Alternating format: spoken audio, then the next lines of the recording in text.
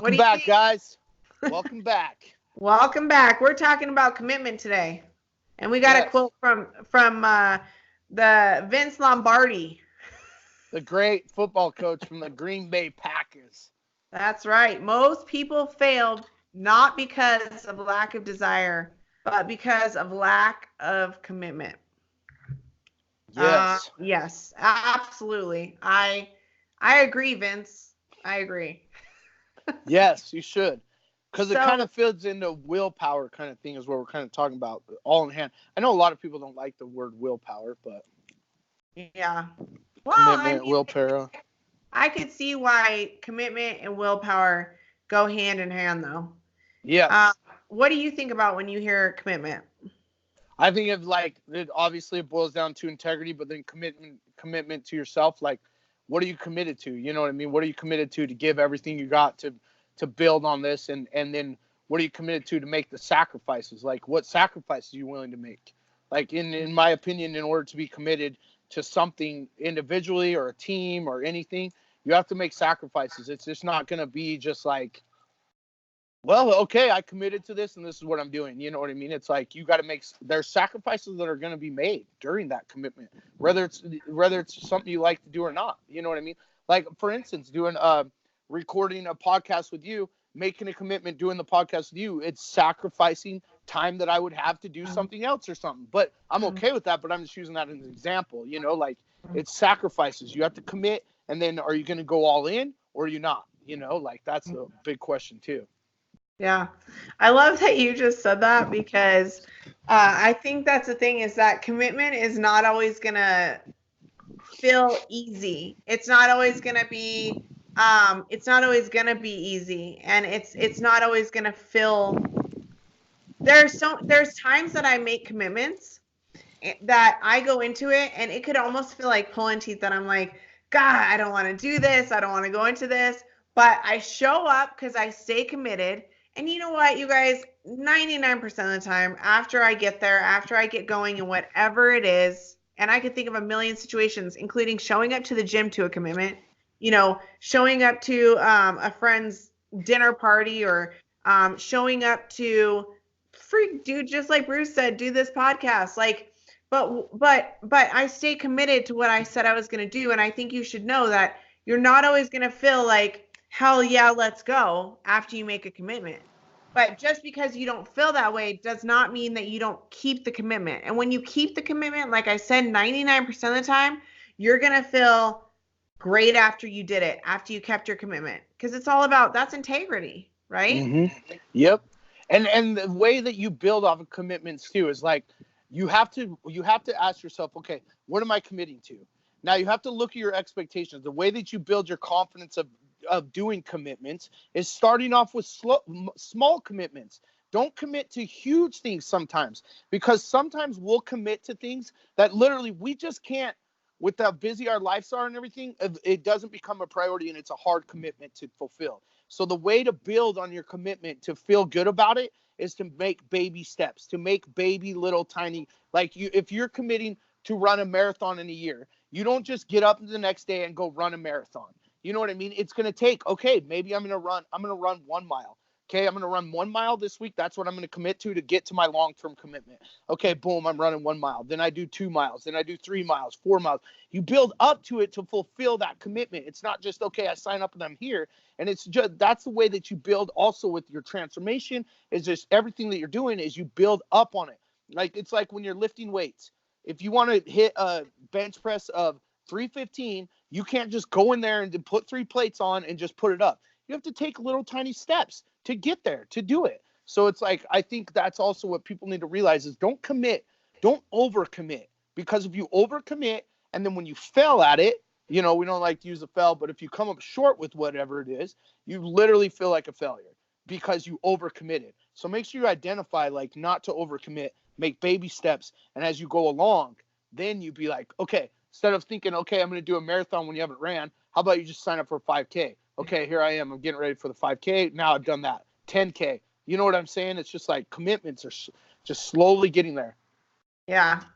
I'm glad that you said that, because I think a lot of the time people do overcommit and really thinking or making that commitment, it's more like a mountain when it shouldn't really be a mountain, right? Yes. When you should be thinking about just what's the next step in front of you, right? What's the next step instead of thinking about the whole entire mountain, just like he just said with working up to running a marathon. Instead of committing to going to let's say you started diet and exercise today. Okay. Yeah. It's Sunday. So on Monday, everybody's like, oh, I'm starting on Monday. I'm going to work out this week, 6 days this week. And you didn't work out at all last week. Yeah.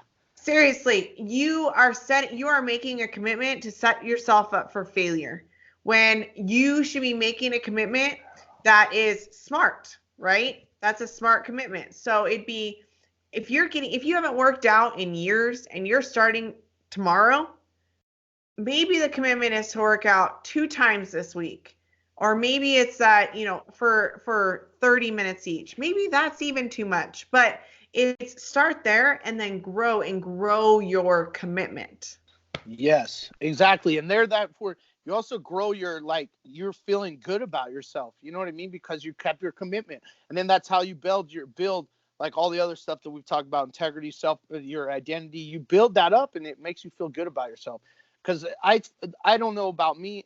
I'm speaking only for me, but when I overcommit and I don't follow through with that commitment, that inner voice, the inner dialogue, all that becomes just so much of a reality of how I'm a failure and I can't do this and I can't do that. It leads to so many downward spirals in life when you overcommit. But when you do take little tiny commitments and you commit to it and you follow through, that's how you start to build your self-worth, your self-confidence, everything that you do in life. So it's just it's so huge to make sure the commitments that you do in life are ones that you can sustain. And that's what's good also about having a coach like we do. Not to plug coaching, but it is true. We each have coaches of our own that tell us, hey, no, reel it back a little bit. Because sometimes I'll come over the top and I'll overcommit to something. That's why you also have true friends that got your back. Like if I tell Rachel I was going to do something, she could be like, hey, how about you just approach it like this and then see how it goes, oh, okay. Yeah, that's a good idea. I better take it slow. We have to do that with our people, because I know some of your people are doing Ironmans, and I know they've asked me hey, commit, do an Ironman, and I'm like, no.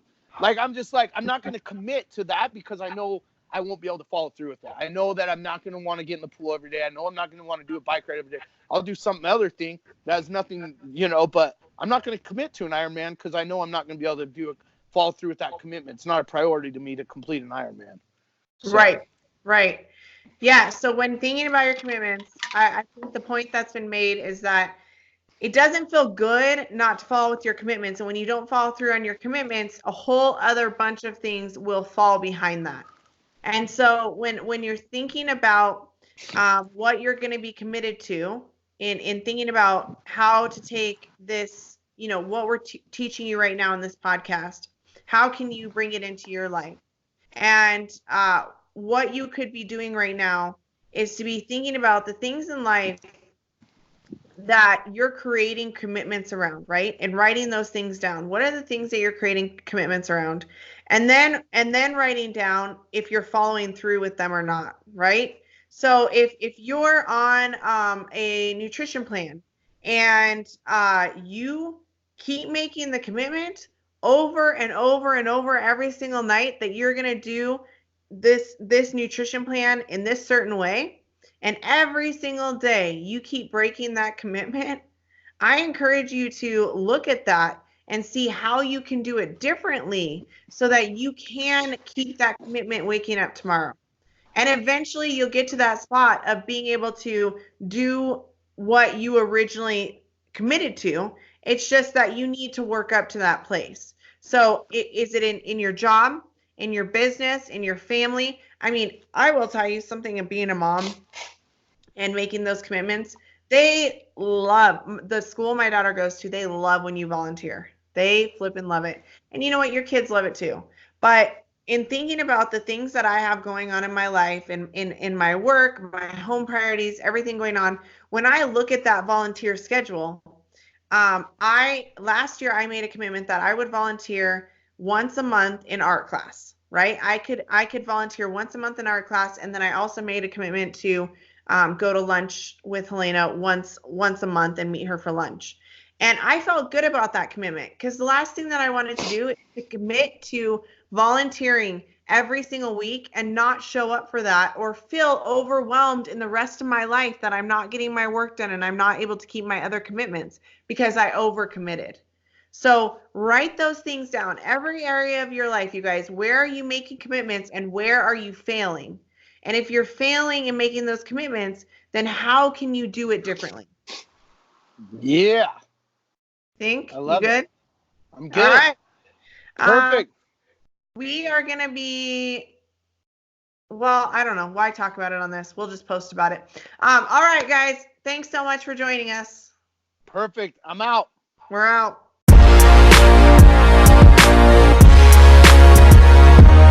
Hey guys, thanks for listening to Pumped on Life with Bruce and Rachel. If you'd like to learn more about Bruce, you can follow him on social media at Bruce Pitcher. You can also pick up his book, Larger Than Life, on Amazon. For Rachel, Instagram, rachel.pastor, or her website, rachelpastor.com. Don't forget to follow Pumped on Life on Instagram. Thanks for listening.